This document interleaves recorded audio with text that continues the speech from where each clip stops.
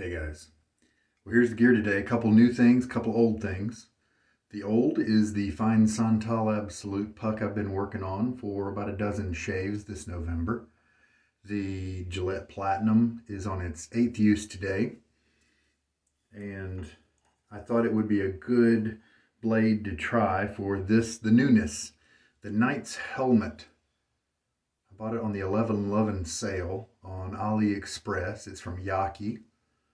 And I think this is just a gimmick, but we'll give it a shot. And a new beautiful brush to me. I like this black right here, and then I love the wooden handle. Looks like it's going to be ergonomic. And this is from That Darn Rob. And as you can see, it's been soaking, and I think we might have some jelly tips. We get it back in the water. It's the version 3 of his Fanchurian knot. And so I don't know, I haven't done the research into that knot, and so I don't know what to expect. But that's, I did do a cleaning of it with Williams Mug soap yesterday, and it did kind of get all jelly. So I'm interested about that. I'm usually not a fan of that, but let's just try it and see what happens. All right, I think we're good to go. The post shave I will likely use is this Intrepid Man Balm from Stirling. All right, let me get my face wet and we can start loading up the soap. I've been doing a lot of work lately and just a really tight schedule, and so I don't actually know what the growth is on this shave. It may be a day and a half, it may be 2 days, I'm not honestly sure. Okay, this is a Rocknall handle, by the way, and I like this handle a lot. I picked up the actual Rocknall razor to use it today, and then I remembered I wanted to bring you guys the Knight's Helmet head usage. We'll see how that goes. I like these types of heads from Yaqi because they are not overcharging you. They're just charging you a few bucks, you know, $6, something like that. And that's kind of what they're worth, because they're Zamac. Once the threading wears away on this bolt right here, then if you leave any water right there, it's going to corrode and eventually break, most likely. You've had a lot of instances of this material head across different makers, like Parker, Merkur, Muley, Edwin Jagger, you know, all those, the clones, you know, all that. If they're made from Zamac, then you've got to really take care of that threading there. All right, even if the handle is stainless steel. And so let's take a look at the head. You can actually see what the air holes there, the ones that actually go all the way through. And so we've got the stripes, and what they may be trying to gimmick you into thinking is that it will slide on your face better. But I don't think that's going to be the case, but let's get the blade on there first and see. Okay, now the base plate can tell us some things about the shave. On the bottom of it, it's pretty normal and bland. The safety bar here, you know, just for safety's sake, let me put the head with the blade in it to the side so I have full use of my hands. The safety bar kind of reminds me of the Fatip closed comb, the Gentile, because it also kind of looks like this. And now some of the clones, like the DE89 series, they have these rails here that hold the blade, but they're closer into the center of the head. And so with this being wider, that's going to grip closer to the edge, which could mean it's a more firm, a more consistent shave, a more stable shave, less vocal, that sort of thing. But that's about it. And of course, this center part does not contact the blade, just these two facets that run along right here. All right, now let's go ahead and put it on the blade. And let's just see how everything adds up. I just ordered the head because I knew that I had a bunch of handles to use with it. As you can see, this is a stainless steel handle, and this is chromed, so you can kind of see the finish difference between the two types of finish. Now, I have no idea. This could be a very aggressive razor. Let's take a look at, oh boy, this does look like it's going to be aggressive. Now, let me show you what's going on here. Now, if I take my pen here and bring it down until it just touches the blade, probably right there. See, then what I've just shown is that only this, on the top cap, only this leading edge right here is generally going to be what's touching your skin. And so it's very unlikely that any of this ribbed surface is going to touch your skin unless you're really riding the cap, or maybe even not then. It's not going to matter too much. It's this solid part right above the blade that's going to be touching your skin. And so that means this is pretty much just for decoration. It's not something to help it move along your skin quicker because there's less metal touching your skin. This is not an area that's actually touching your skin. So there we go. Now, and the blade looks like it's got a lot of exposure, quite a lot. So we'll proceed carefully. I normally don't enjoy heads that have a lot of exposure, so we'll see how this works out in real life. Okay, face is wet with the Fine Absolute. I don't need to bloom it. I can just go at it for, now let's do 20 seconds just in case this is a jelly type tip that maybe needs a little bit more load time. You know, if they're really soft, they may not pull up out of the soap enough product. Okay, so this knot holds a good bit of water. Let's shake. Shakey shake. You can leave more in there if you want. Then you have to add less later. All right, let's try 20 seconds and we'll start at 45 mark. Go to the 55 to the 05. Go to the 05 mark. And these Fine Accoutrements pucks have been discontinued. So look at your favorite shaving retailer if you do want to grab any of these. It's 2020 and it just started to be December. And so maybe this notice will help you in case you haven't gotten the notice yet. So it doesn't look like a whole lot of soap, but that's okay. We definitely have seen this amount of soap give us plenty of lather. You can see I've still got some remnants of the Slice of Life homemade soap from yesterday, from my last shave. All right. Let's just see how this brush works out. It's not feeling too much backbone as I'm working it on the bowl here. A lot of times as you turn it and move it, you can kind of get a sense of the backbone. I think the first Fanchurian I ever tried may have been a version 1 or version 2. And it did not really have gel tips. Also, I don't want to forget to talk about the soap. Of course, I let you guys know about Fine and their discontinuing of the pucks in a past video. And then we've, for Black Friday, Maggard did a sale on their pucks.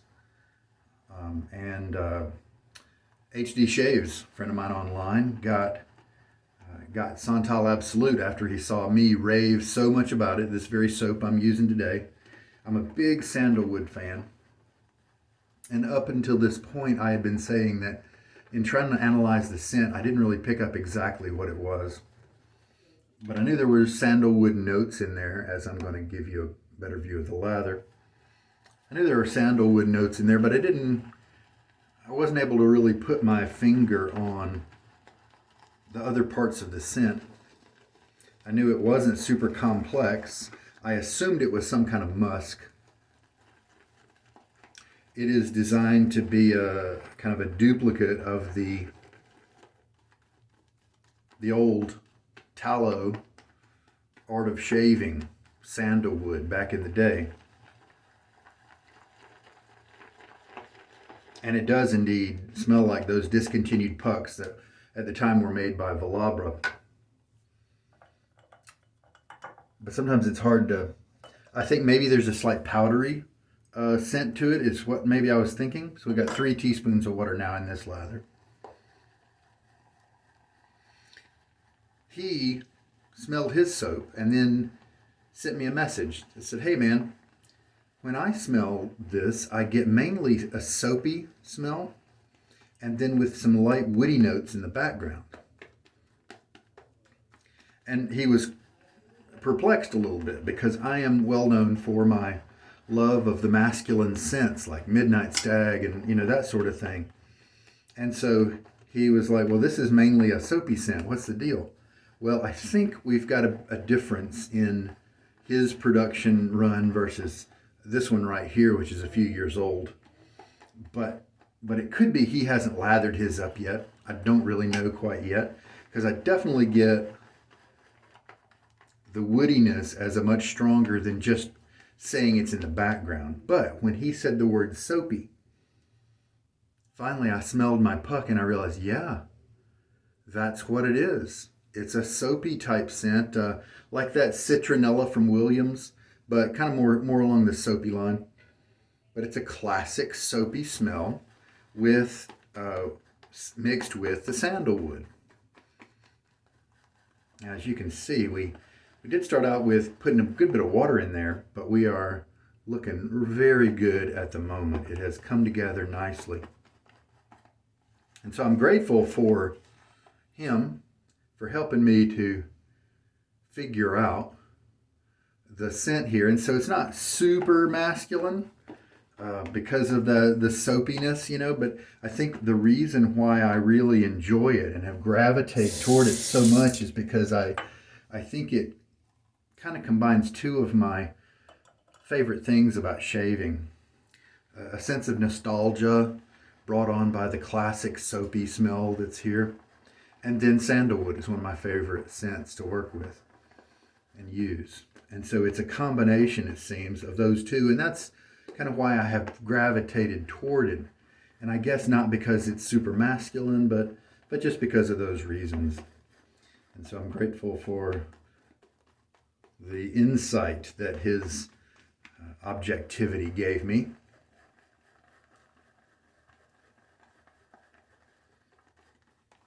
Someday I may need to try the splash from Fine Accoutrements.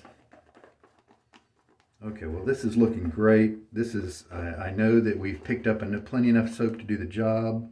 Let's look at the consistency here. Oh, nice. That looks good. Nice long peak that collapsed easily. And as you can see, we've gotten a good bit of soap into the knot, a good bit of lather in there, so it seems to be doing well. It's not so stiff that it's not splaying to receive the lather, so that's good. Let's put in a half a teaspoon more of water.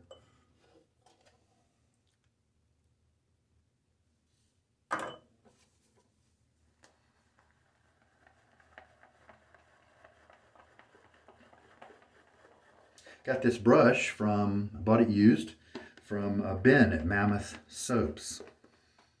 And maybe he just doesn't like the knot or something like that. If it's just got a little bit of gel, then I'll probably be in good shape. If it's got a lot of gel in the tips, then I may have to evaluate it, see if I want to keep it around.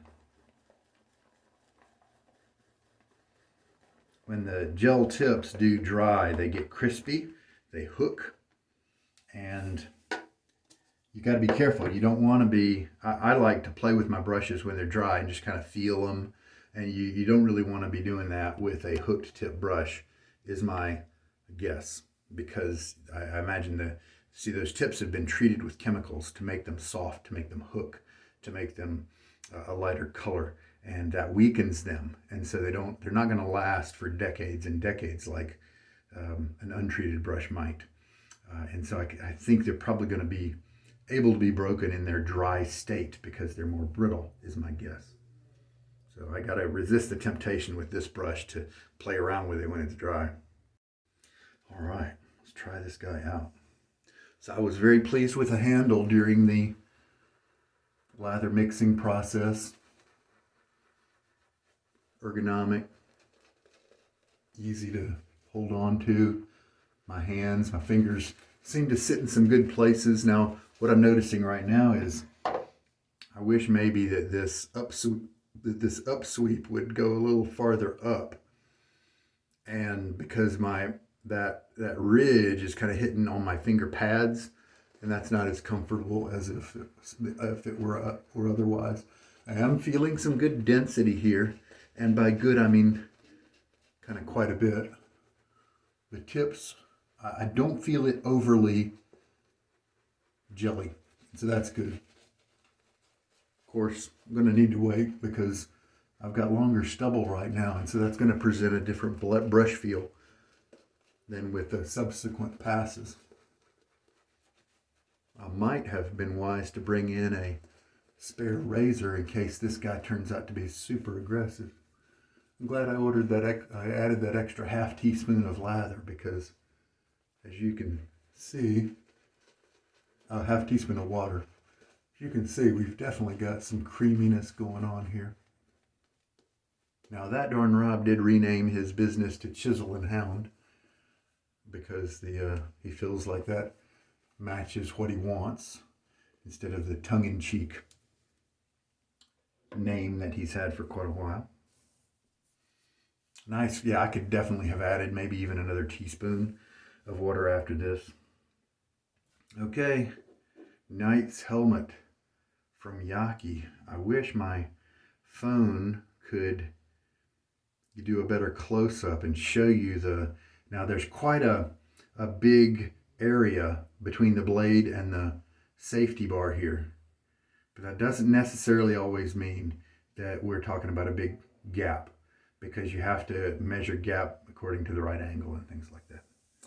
All right, here we go. Start off kind of careful.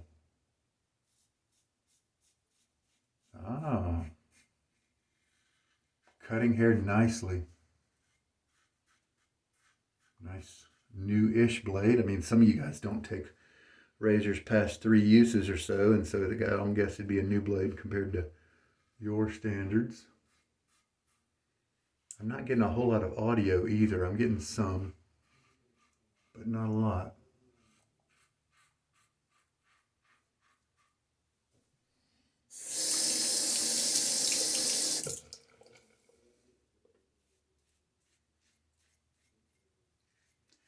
There are a few razors I've tried that had latent aggression where I did not really feel the aggression right away.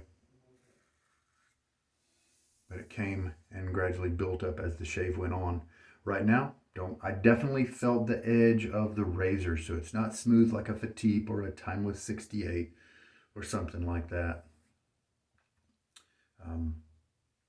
So let's keep on using it. There's so much of a big gap there, you're definitely not going to get any clogging, that's for sure. Seemed like it did a very efficient job with the shave.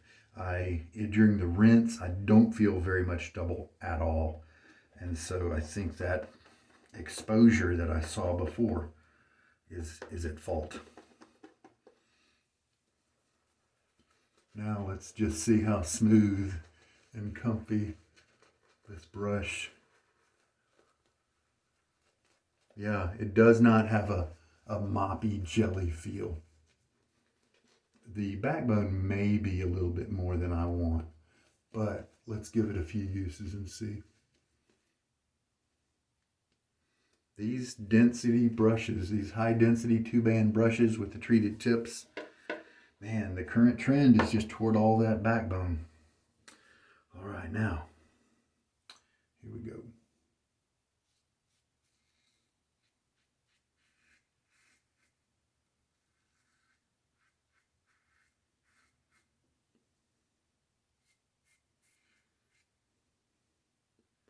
Definitely feel like I could nick myself if I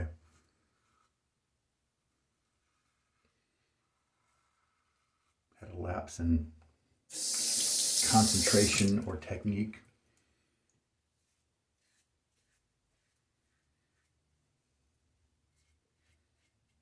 Now that I'm shaving on skin that has been shaved on before, I am feeling a little tenderness, a little bit of aggression there.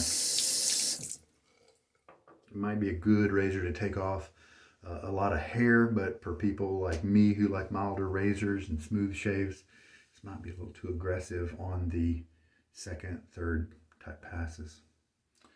But that went reasonably well, other than the kind of tenderness that I'm starting to feel. And rinse.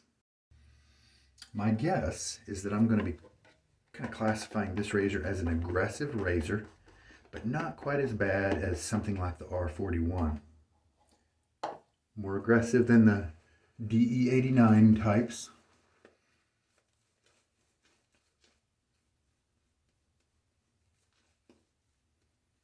So I probably won't be using it very much. So I'm glad it was just a few bucks. Now the good news is, with aggression like this, I'll bet I could probably get away with just 2 passes.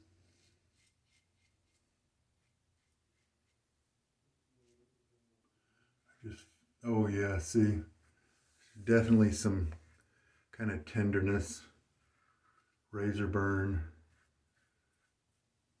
This may be a razor that I only use for 2 passes if I ever use it again. Not saying there's anything wrong with it, but it may just be a razor that is more suited for folks who like more aggression. I do like the fact that it is not being super vocal. Seems to have a better grip on the blade than the DE89. And so what that might be doing is helping that extra aggression not be quite so flexible with the blade vibration. So it's helping it to be a little bit more under control, which is probably really good. Yeah. So I'm glad I have a balm today. Let's take a look. We can look under the razor, and it looks like maybe 5 millimeters is about the amount of overhang on the bottom of the blade from where that facet that I showed you stops, and then the edge of the blade. And so that's better than some razors out there. So yeah, I mean, I think it looks cool. This tart, as far as I'm concerned, is a gimmick, but it looks cool. It's something different. I think the head in general looks pretty cool, looks pretty good. And I think it functions well if you like aggressive razors. And it's inexpensive. And if you take care and disassemble and dry that screw, the bolt there, the threads between each shave, it's a little bit less important in the beginning because the plating is very much intact, the chrome very much intact. And so it really becomes more important once that starts to wear away and that Zamax starts to be exposed. Then you definitely want to keep that dry, and it can still last you for several years, and that's pretty good for a $7 razor. Now, yeah, I am feeling the razor burn. Oh, and we even have one weeper. I'm feeling the razor burn kind of come up here. All right, get a good rinse. You know, some people like to use alum in their shaving process, and there's nothing really wrong with that. As long as you don't leave it on you, got to rinse it off. It's a salt. And so you want to get that off your skin after it's done its job with your face. And I think it has some antiseptic tendencies.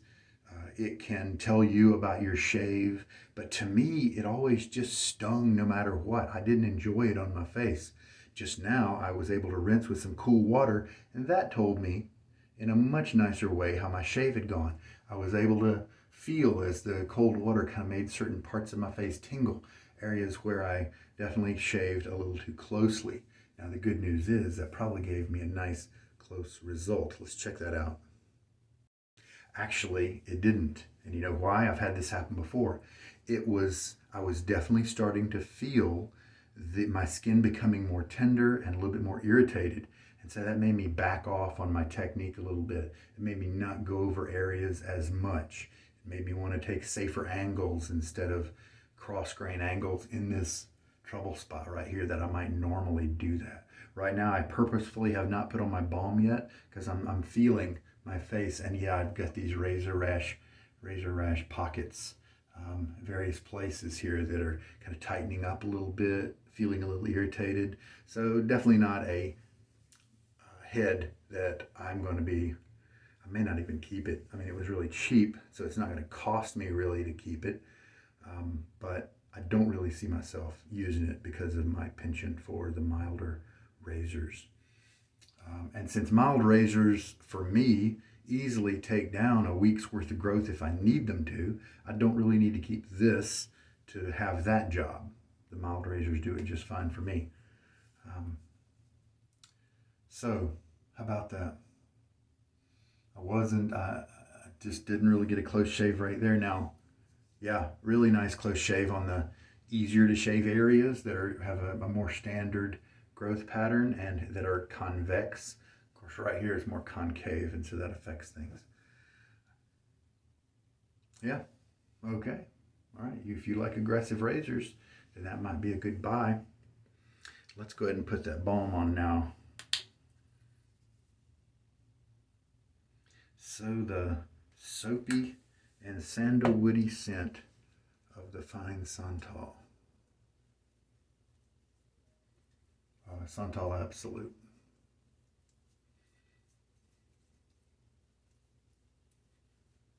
Oh man.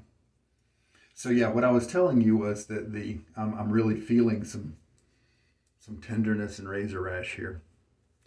The cold water can be just as good as alum at telling you how your shave went. And so I don't really use alum anymore. I use it if I have a bleeder, but I also sometimes just use my styptic pencil. I think alum is popular because there are some tutorial videos out there. I know Geo Fatboy shows how to use the alum, and I think a lot of people are still watching those videos, even though in many of the internet areas that I'm a part of, you don't see a lot of guys still using alum. All right. Witch hazel is also an astringent and can do some of the similar duties of alum, and it feels a lot better.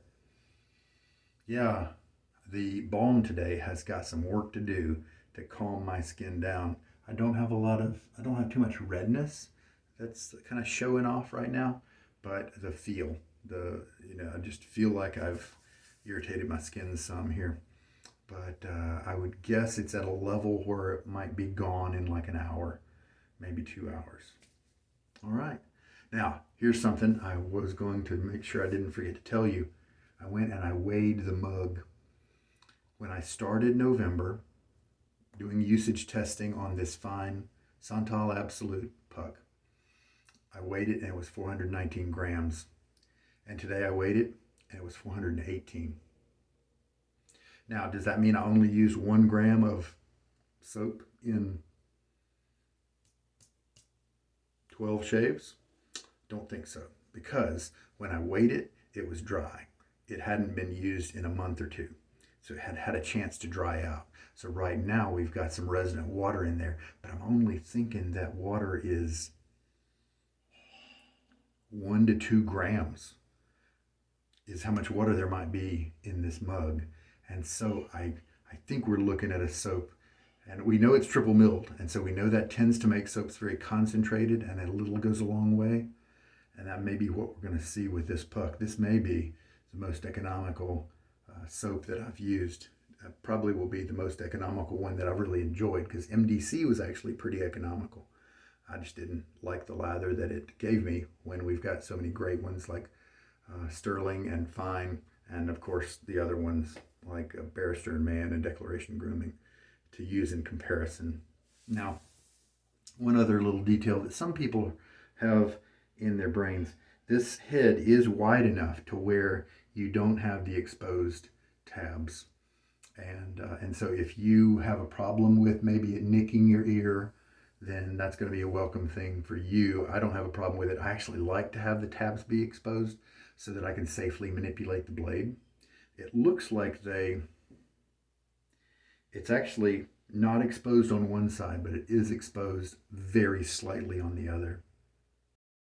And so I think I'm going to get the benefit of being able to manipulate the blade safely, because they did make it just a hair's width more narrow than the blade. But maybe that'll be safe enough to where the people that have a problem with it are not going to be scratched up by the end tabs. The chrome job and everything, seems reasonable. Seems good for a an inexpensive head. You know, I don't see any problems with it. It's not a supreme plating job, but it's not a supreme price. All right. Oh yeah, now the Intrepid Man definitely is compatible with the fine Santal Absolut because it was patterned after original Santal by Creed, I think the Intrepid Man was. So we definitely got a common sandalwood element and even maybe a bit of a soapy kind of element as well. All right, very good. Hey, a little side note. Yesterday I was at Sam's Club. They've got colognes and perfumes and stuff at Sam's Club. Make sure you check that out sometime. See if there's something in there that you think you might like. Um, and I sprayed some Diesel. There's the cologne called Diesel. And I sprayed some of that on my hand. And because I was wearing a gas mask, COVID mask. And so I couldn't really spray it on my, I didn't want, and plus it was anchored on the display. And so I just sprayed it on my hand and that worked out because I didn't really like it.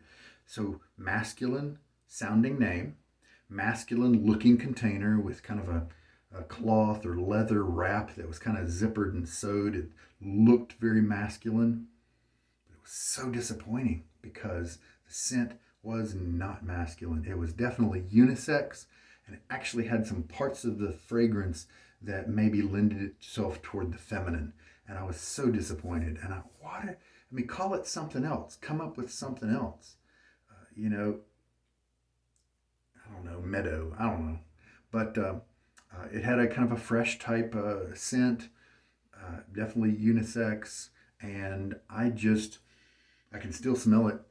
And it's better now because a lot of the parts that I didn't like have evaporated away because it's been about 24 hours. But I just did not like it at all. And I was so disappointed that such great packaging would just be in the opposite direction of the scent. Scent is almost ladylike, almost girly, and the packaging was opposite. So the antidote to that is to come home, put on some Midnight Stag, and you'll be good to go. All right, that's my aside, my soapbox, to clean up my gear. So just to show you the jelly, or the slight amount of jelly that are in these tips. Man, I'm sorry that my camera doesn't focus when it's up close. I just did a good rinse from the sink, and I slung out the water. And as you can see, we've got plenty of grouping on the tips. And a lot of times, even after you sling it out, if it's grouping like that, a lot of times that means you've got gel tips. And here I'll go take and towel strop it for a second. Towel stropped it for about 45 seconds, and as you may be able to see, we still have a tiny bit of grouping and clumping in some of the areas, and then you can feel it, and then you can feel how soft it is, and then of course the telltale sign is when it dries. If they hook and get crispy, then you know you've got a knot that has gelled. And so I'm happy with the lack of gel. I'm happy with that it's not a lot of gel. I didn't feel like there were a ton of sponges working on my face. So I like that, very glad about that. I love the handle. That's definitely what attracted me to this in the first place. I think it's mahogany, and then there's a stripe of IPE is the abbreviation that's been used in the write-up, but I don't really know what IPE stands for. And so yeah, there were 2,000 or so of these That Darn Rob brushes made, and so it's not like they're going to become a high value commodity because he switched names, but I think it's nice to have the old kind as well. I did like the handle ergonomics. I think that even though this little ridge pokes right into my finger pads, I think I'll be able to kind of naturally adjust. And one thing I noticed was that the finish here, it hasn't been polished down and urethaned or whatever polish they put on wood. It hasn't been done that so much that I still feel a little bit of the grain. And you know what? I think I like that a lot because I think it offered extra grip when the handle got soapy. So I think I'm really glad about that part of it. So we'll use it some more, and we'll see if we can get that backbone due to all that density. See if we can get that to kind of open up a little bit. then I think I might be really happy with this brush. That darn Rob, he, Chisel and Hound, he makes a lot of this style handle, but many of them are more severe than this. And this, as we come from the top, come down into the valley, a lot of his turn pretty quickly and very suddenly come higher than this one. This one I was attracted to because it comes down and then goes up some, but it's not as much. And I think I've seen some of his brushes where I feel like the pads would be just pressing right up against a wall right here. And then I wouldn't be holding it as much back here, and that would not be as enjoyable, as ergonomic for my hands. And so I was attracted to this shape, and indeed it seems like I guessed right. Ah, look, see, we've already, if I put it in front of something dark, can you see? We've already got some hooking going on as we're drying. All right, so wow, I did not expect to only lose a gram of water for the fine puck. I'm guessing there's just 2 grams of water in here, so obviously to compare, I'm going to need to let this puck dry for a week or two, a month maybe, before I do the final weight. Then I can compare that beginning 419 with whatever I have at the end. But still, I think that's not very much soap being gone. And so the good news is, for those of you who might have picked up these discontinued pucks, you will be able to use them for a nice long time, at least if you load like me. And I did have a wonderful slick lather that did its job really well. It protected me as good as a lather can with such an aggressive setup. And I still had at least 2 passes of lather left over at the end. And that was a 20-second load. And so it looks like with this brush I could do 15 if I wanted to, which is kind of my normal. All right, we put the balm on. We used 4.5 teaspoons of water in this shave. 20 seconds of loading. Now, as I'm looking at the head here, I see that on this side there's actually a slight bow in the blade. It looks like the head, not quite machined to exact tolerances there, but I don't think that was the cause of any irritation. And you can't also expect a super precise level of quality with such an inexpensive mass-produced type head. The other side looks fairly flat. Also, the head looks very curved because of the drop down of these safety bars, but it actually doesn't curve the blade a whole lot. It does some, and it curves it more than the R41, but it doesn't put a big old curve on the blade. I might like it if it did. Desert Island type question: if I had this razor on Desert Island, how would I use it? Would I enjoy it? Not really. I would probably switch to shaving once a week and not really enjoy the shaving process too much. However, one way to go about it would be to maybe, if I had enough gear and stuff, shave every day, but just do 1 pass, maybe 2 passes. Something like that might make it a more enjoyable experience. Also, of course, let's not forget, there are other blades in the world. The Platinum could be a little on the sharper side for me, and so it may pay to try other blades in this razor. I may do that, I may not. I may not care enough to use up another shave on this head. We'll see. All right, we're all done. Thanks for watching. This is Sugar Daddy Shaves, and I sure hope there's been something good in this video for you. You take care.